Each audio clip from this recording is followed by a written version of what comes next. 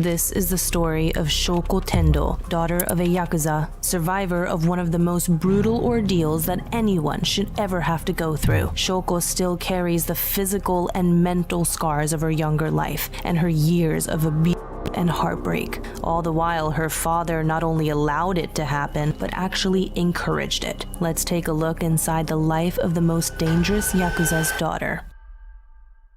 人に惚れ込んでヤクザに入っていったっていうのが The world of the Yakuza has often been fantasized by many who view it from the outside. The deadly criminal organization began its origins hundreds of years ago, but became the Yakuza we are more familiar with today after World War II. By 1963, the Yakuza had over 180,000 members and had begun to strengthen their grip on Japan. They were not averse to bribing politicians, and soon corruption would become part of the Yakuza way. They make their money from various different criminal activities, including blackmail, extortion, and, of course, the sale of illegal narcotics.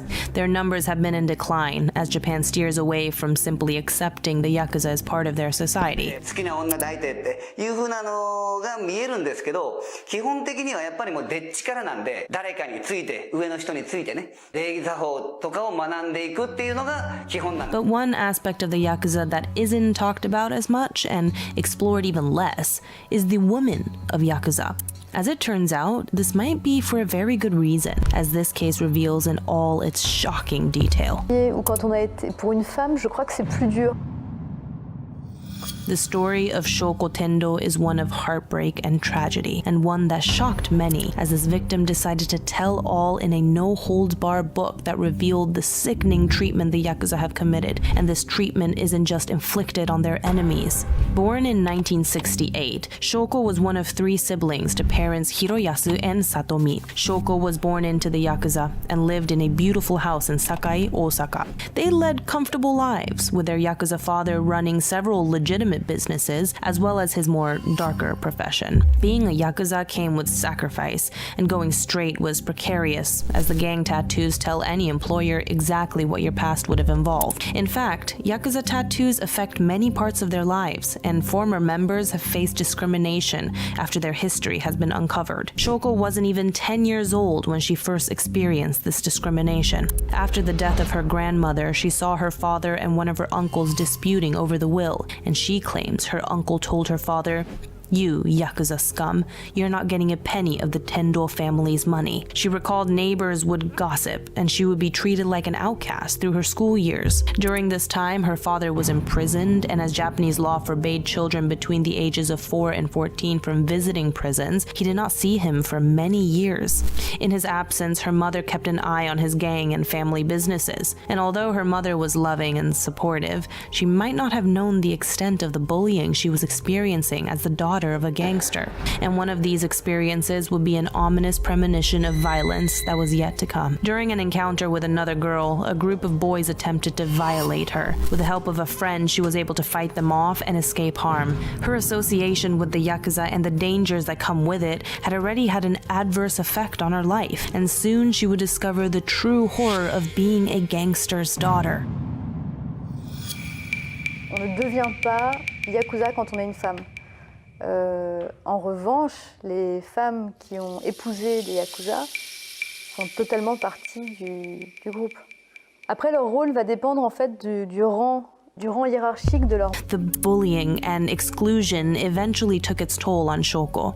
One night, after she was under the influence of paint thinner, she assaulted someone and was sent to refractory school for 8 months. Her life wouldn't get any easier when she returned home. Her father's debts would begin to mount, and life became a living nightmare for Shoko, and her father found the most unforgivable way to pay off his debts. He allowed those he owed money to violate his own daughter as payment. She began experimenting heavily with narcotics on a downward spiral of her mental and physical health. Some of the men who abused her would violently beat her, and this became her life for several years. By the age of 20, she had been involved with several Yakuza men, most of whom continued to abuse her. She later talked about these encounters, saying, "Every time I met a new man, I thought he would be different.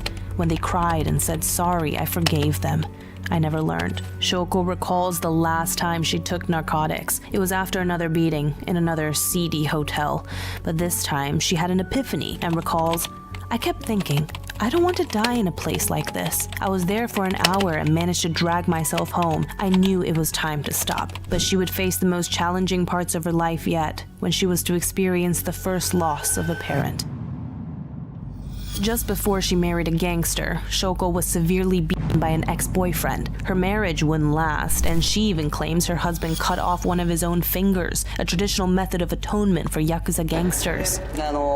落とした理由もう僕ここないんですけど、落とした理由っていうのは僕の親分さん、僕が親父って言ってた人ですね。ちょっとしたこう嘘をついてしまったんですよ。その嘘をついた時に僕がなんかもうすごく好きだった親分なんで。This gruesome act of self-punishment is synonymous to a Yakuza ritual.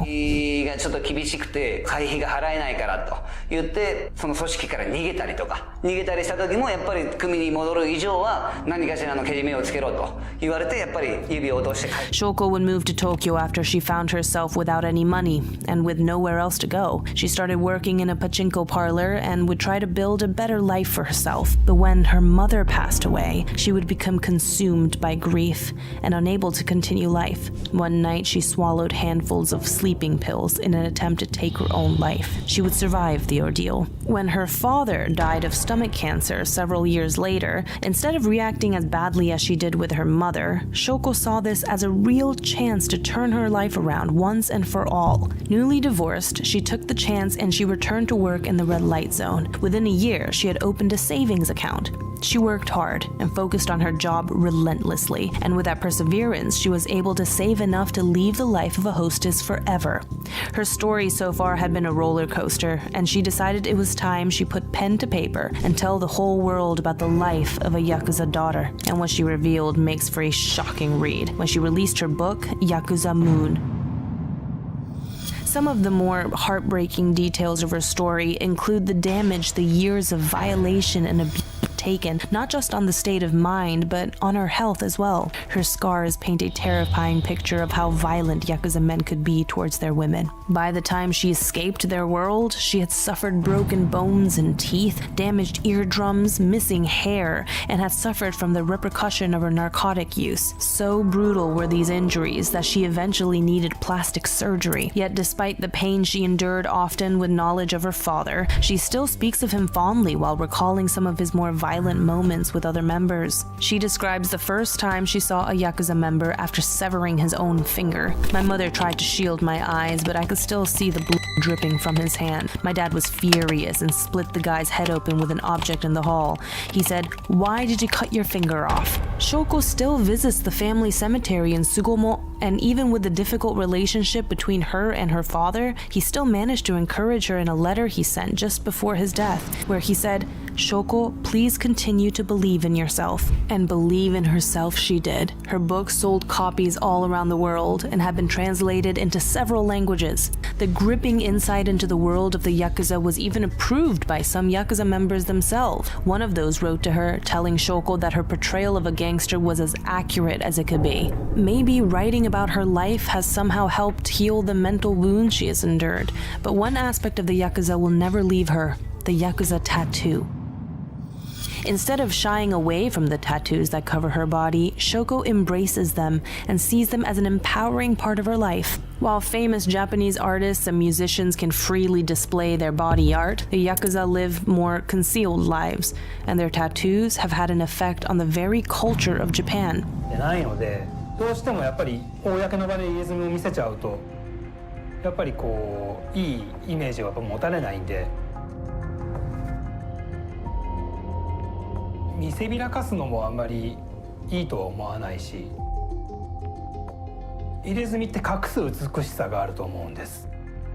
その秘密にする自分だけのものっていう。Many former members experience the kind of discrimination that comes with bearing tattoos, and some even take more extreme methods to live a normal life again. ね、僕もちょっと入ってるんですけど、ちょこっとだけじゃあお見せしましょうかね。手首まであったのが、今はやっぱりほら僕建築の仕事してるんで、ちょっとここまで消しました。 But for Shoko, her tattoos would become a lasting part of her life, and she even had more to cover the scars of her youth, covering her body in dragons, flowers, phoenixes, and courtesans. Although, like most former members, she feels the need to cover them up in Japanese society, she still feels the empowerment from her tattoos, and continues to add more, even after she had left the organization. Having seen tattoos from an early age, she became used to them, and even admired them, later saying that, "My father had a huge Buddha on his back, and many of the people who came to our house had tattoos. I knew that made them different from ordinary people, but also that the relationship between them was stronger than blood. I guess I felt that this was the world that I belonged to. I felt at home there." Yakuza tattoos are now becoming less frequent as their numbers decline. It was in 1992 that the Japanese authorities finally stood up to the deadly organization and gave their own people an ultimatum. This was the beginning of the end for the Yakuzas. The once tolerant police decided to take action against this shadow government. The Yakuza had infiltrated the stock market, real estate, airport management, and even nuclear power stations. These violent groups were everywhere, in key sectors of the economy.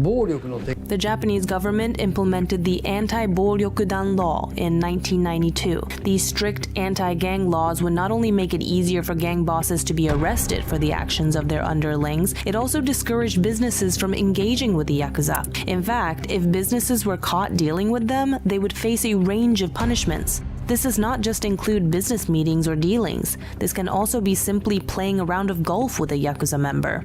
By doing this, the police shifted from directly punishing the gangs to allowing the social stigma to do the job for them. The effect was felt almost immediately, with many gangs fading away and the numbers dropping rapidly. Today, they find recruiting members harder than ever, and their numbers have gone from almost 200,000 at their peak to less than 40,000 today. Shoko Tendo is set to write a follow-up to her first book, and is now living as a single mother with a young child herself. She has talks about her new partner as a world away from the men she grew up with, describing him as almost comically different, very gentle and almost feminine. He freaks out when he sees my tattoos and tells me to cover them when we're out. But she maintains a happy and healthy life, living as an author and helping to educate Japan and the world on the life of a Yakuza daughter. Shoko Tendo's story is both heartbreaking and inspiring. She took herself from being an beaten victim into a writer, a mother, and an empowering woman. She continues to inspire to this day and embraces her past while looking only to her future. Let me know what you think of the case of Shoko Tendo. And don't forget to like and subscribe for more of the murky world of the criminal underworld.